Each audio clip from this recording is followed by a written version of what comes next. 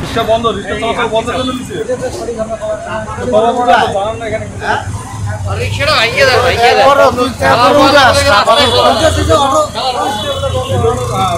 দেওয়া হয়েছে, আপনারা এখানে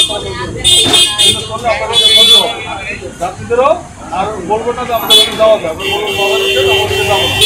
ঠিক আছে চলবে, ঠিক আছে লাগছে ওনার লাগছে। আচ্ছা, এই যে ট্র্যাপটা দেওয়া হয়েছে, এই ট্র্যাপে আপনাদের কি ক্ষতি হচ্ছে?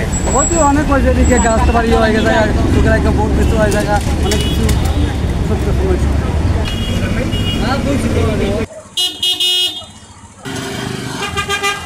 তারা ব্যারিকেড দিয়েছে, তারের মতো দিছে, আমাদের ছিদ্র হয়ে যায়।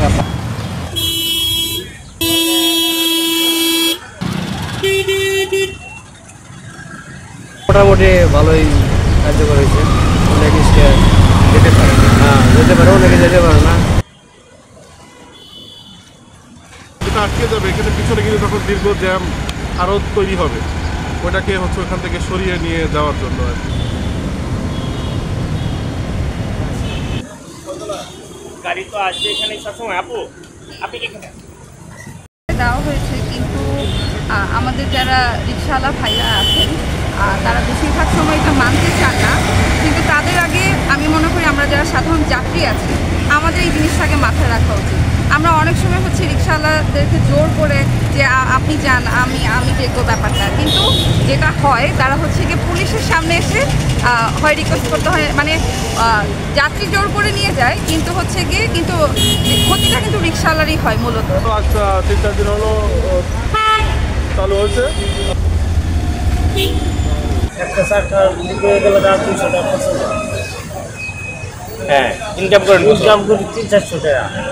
তুমি জানো যে রিক্সা এখানে বন্ধর জন্য দেওয়া হয়েছে, এটা তো আমি জানি না। এখন বলতেছে যে আমি জানি না। এখন তো জানলে আসবো না, এরপরে এইসব রোডে রিক্সা যেন না চলে এজন্য এই ট্র্যাপগুলো দেওয়া হয়েছে এবং আমার ভালো একটা উদ্যোগ।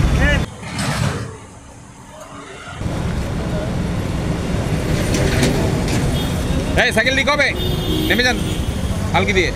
আরে আরে আরে